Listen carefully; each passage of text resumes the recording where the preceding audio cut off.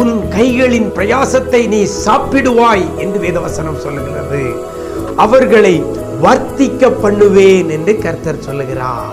நான் உன்னை வெறுத்து விடவில்லை என்று கர்த்தர் சொல்லுகிறார். இன்றைக்கு கர்த்தர் நமக்கு தருகிற ஒரு வார்த்தை வார்த்தை வார்த்தை அது வெட்டி போடப்பட்டாலும் திரும்பவும் தழைக்கும் தழைக்கும் தழைக்கும் தழைக்கும்.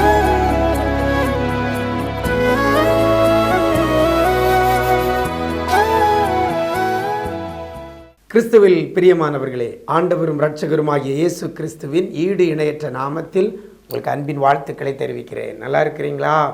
எல்லாரும் ஆண்டவர் கிருபையில நல்லா இருப்பீங்கன்னு கர்த்தருக்குள் நம்புகிறேன். இந்த நாளிலும் கூட கர்த்தர் நமக்கு தருகிற வார்த்தை யோபுவின் புஸ்தகம் 14ஆம் அதிகாரம் 7ஆம் வசனத்தில் இவ்வாறாக சொல்லப்பட்டிருக்கிறது. திரும்ப தழைக்கும் என்று வேதவசனம் சொல்லுகிறது. தழைக்கும் எப்போ? திரும்ப தழைக்கும் என்று சொல்லப்பட்டிருக்கிறது. எனக்கு அருமையான தேவ ஜனமே, எது திரும்ப தழைக்கும் என்று அந்த வசனத்தில் சொல்லப்பட்டிருக்கிறது? அது வெட்டி போடப்பட்டாலும், அது வெட்டி போடப்பட்டாலும் திரும்ப தழைக்கும் என்று கர்த்தர் சொல்லுகிறார். இந்த வேத வசனம் இன்றைக்கு உங்களுக்கு நேராக கடந்து வருகிறது. உடைய வாழ்க்கையில் தழைக்காதபடி இன்றைக்கு மங்கின நிலைமையில் நீங்கள் இருக்கலாம். தழைக்காதபடி மந்த நிலைமையில் இருக்கலாம். தழைக்கிறதுனா ஒரு மரம் நல்லா துளிர் விட்டு நல்ல செழிப்பாக தளன்னு இருக்குன்னு சொல்லுது, அதான் தழைக்கிறது.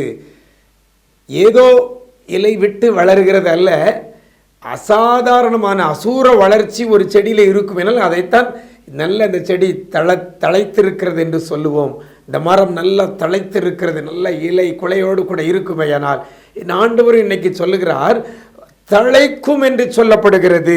எப்போ தழைக்குமாம்? திரும்பவும் அது தழைக்குமாம். எப்போ? அது வெட்டி போடப்பட்டிருந்தாலும், ஒரு மரத்தை வெட்டி போட்டாச்சுன்னா அது திரும்ப தழைக்குமா? தழைக்காது.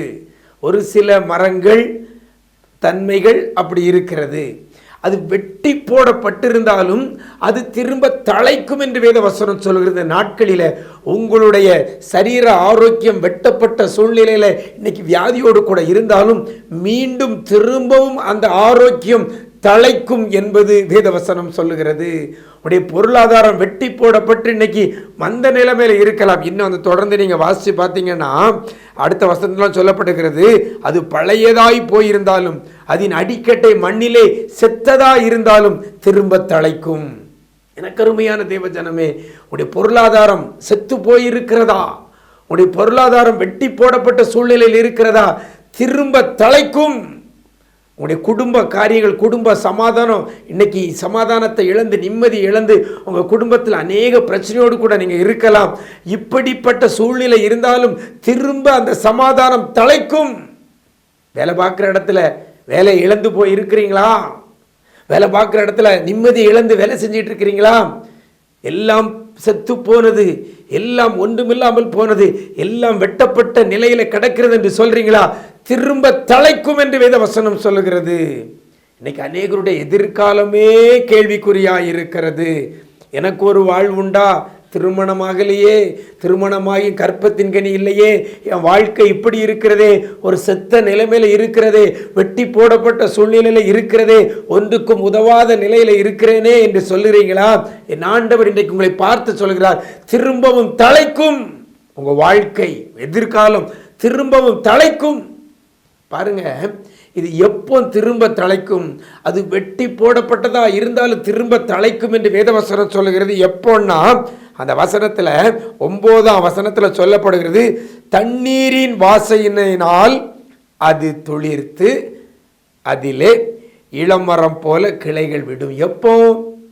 வெட்டி போடப்பட்டவைகள் எப்போ தழைக்கும்? தண்ணீரின் வாசனை பட்டால். எனக்கு அருமையான தேவஜனமே, தண்ணீர் என்பது பரிசுத்த ஆவியானவரை குறிக்கிறது. இந்த பரிசுத்த ஆவியானவருடைய வாசனை உங்கள் மேலே படுமையானால், எவைகள் வெட்டி போடப்பட்டதா இருந்தாலும் சரி, எவைகள் செத்து போனவைகளா இருந்தாலும் சரி, அது திரும்பவும் தழைக்கும். அப்படின்னா பரிசுத்த ஆவியானவரை நீங்கள் வாஞ்சியுங்கள். ஆவியானவரே என்னை நிரப்பும் என்று சொல்லி கேளுங்க. இந்த பரிசுத்த ஆவியானவருடைய வாசனை, பரிசுத்த ஆவியானவருடைய வழி நடத்துதல், அந்த பிரசன்னம் உங்களை மேலே வறுமையானால் அது வெட்டி போடப்பட்டதா இருந்தாலும் திரும்பவும் தழைக்கும் என்று வேதவசனம் சொல்லுகிறது. உங்க வாழ்க்கை தழைக்கணுமா? உடைய பொருளாதாரம் தழைக்கணுமா? உடைய சரீர ஆரோக்கியம் தழைக்கணுமா? உடைய எதிர்கால வாழ்க்கை தழைக்கணுமா? பரிசுத்த ஆவியானவர் வாசனை பட இடம் கொடுங்கள். பரிசுத்த ஆவியின் அபிஷேகத்தை வாஞ்சியுங்கள். ஆண்டவரிடத்தில் கேளுங்க. மாம்சமான யாவர் மேலே ஆவி ஊற்றுவேன் என்று சொன்ன கர்த்தர், நீங்க தாகத்தோடு ஆண்டவரே உடைய பரிசுத்த ஆவியின் வாசனை என் மேல படட்டும், ஆவியானவர் என்னை நிரப்பும் என்று சொல்லி கேளுங்க. பரிசுத்த ஆவியானவர் உங்களிடத்தில் வரும்பொழுது அது வெட்டி போடப்பட்டதா இருந்தாலும் திரும்பவும் தழைக்கும். இந்த வார்த்தையை பிடிச்சுக்கிட்டு கேளுங்க. உடைய வாழ்க்கையில பட்டவைகள், வெட்டி போடப்பட்டவைகள், செத்தவைகள் திரும்பவும் கர்த்தர் தழைக்கும்படி கர்த்தர் செய்வார். அப்படிப்பட்ட கிருபையை கர்த்தர் தருவாராக. நாம் ஜெபிக்கலாமா? எங்களை நேசிக்கிற அன்பு நிறைந்த ஆண்டவரே, ஆசீர்வதிக்கப்பட்ட அந்த நல்ல நாளிலே கூட ஆண்டவரே, அது வெட்டி போடப்பட்டதா இருந்தாலும் அது திரும்பவும் தழைக்கும் என்று சொல்லப்பட்டிருக்கிறீங்கப்பா. இந்த வேளையில கூட பிள்ளைடைய வாழ்க்கையில எவைகள் வெட்டப்பட்ட சூழ்நிலையில, எவைகள் மந்த நிலைமையில இருக்கிறதோ, எவைகள் ஒன்றுக்கும் உதவாமல் இருக்கிறதோ, எவைகள் செத்து போன தன்மையில காணப்படுகிறதோ, அவைகளை எல்லாம் திரும்பவும் தழைக்க வைக்க என் ஆண்டவராலே கூடும். ஆண்டவரே, பரிசுத்த ஆவியின் வாசனை பிள்ளைகள் மேல படும் பொழுது, ஆண்டவரே பரிசுத்த ஆவியானவர் பிள்ளைகளை ஆட்கொள்ளும் பொழுது, ஆண்டவரே வெட்டி போடப்பட்டவைகள் அது திரும்பவும் தழைக்கும் என்ற வார்த்தையின்படி பிள்ளையுடைய வாழ்க்கையில வெட்டி போடப்பட்டவைகளை எல்லாம் திரும்ப தழைக்கும்படி இன்னைக்கு செய்ய போறதற்காக நன்றி செலுத்துகிறோம். அநேகருடைய வாழ்க்கையில அநேக காரியங்களை தழைக்கும்படி என் ஆண்டவர் நீங்க செய்ய போறதற்காக நன்றி செலுத்துகிறோம். நன்மை கிருபையும் தொடரட்டும். இந்த நாள் முழுவதும் உடைய பிரசன்னத்தில் மூடிக்கொள்ளுங்க. மீட்பர் இயேசுவின் மூலம் ஜெபிக்கிறோம் நல்ல பிதாவே, ஆமேன், ஆமேன். பிரியமானவர்களே, பரிசுத்த ஆவியின் வாசனை பட உங்களை ஒப்புக் கொடுங்கள். உங்களுடைய வாழ்க்கையில எல்லாவற்றையும் திரும்பவும் தழைக்கும்படி கர்த்தர் செய்வார். God bless you.